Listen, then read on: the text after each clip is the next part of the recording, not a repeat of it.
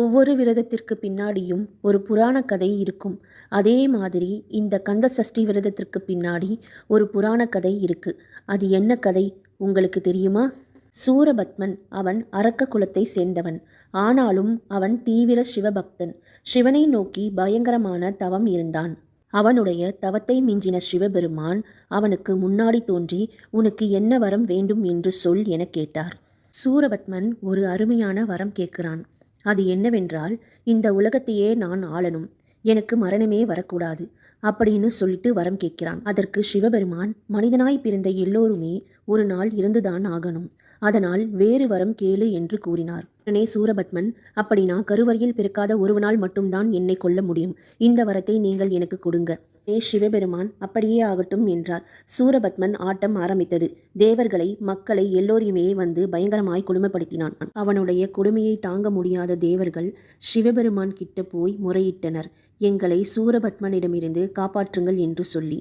அப்போ சிவபெருமான் தனது 6 முகத்தையும் இணைத்து தன்னுடைய நெற்றிக் கண்ணில் இருந்து 6 தீப்பந்தங்களை உருவாக்கி அதை வாயு பகவான் கிட்ட கொடுத்தாரு.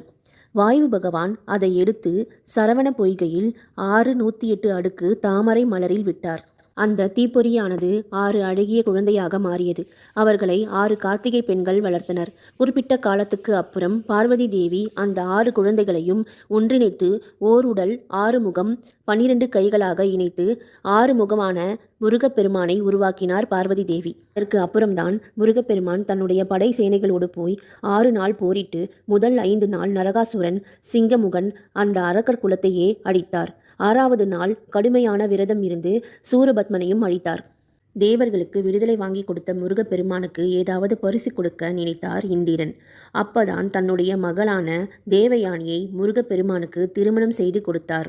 6 நாள் கடுமையாக போரிட்டு அரக்கர்களை எல்லாம் அழிச்சு தேவருக்கும் மக்களுக்கும் விடுதலை வாங்கி கொடுத்த முருகப்பெருமானுக்காக நாம இருக்கக்கூடிய இந்த விரதம்தான் மகா கந்த சஷ்டி விரதம். மகா கந்த சஷ்டி விரதத்தோடு ஹீரோ முருகப்பெருமான். அவர் உருவான கதையை பார்த்தோம். முக்கியமாக இந்த கதை உருவாவதற்கு காரணமாயிருந்த வில்லன் சூரபத்மன் கதையை பார்ட் 2ல் பார்க்கலாம்.